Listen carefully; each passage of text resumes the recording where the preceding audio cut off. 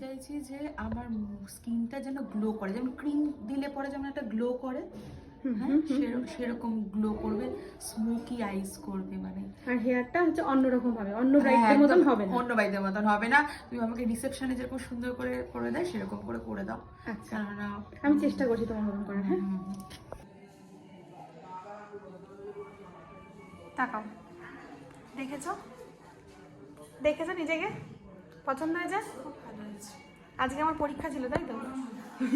Pass করে গেছি। যে বলেছিলে সব ব্রাইডের থেকে আলাদা সাজো। A+। একটু আই মেকআপটা দেখি,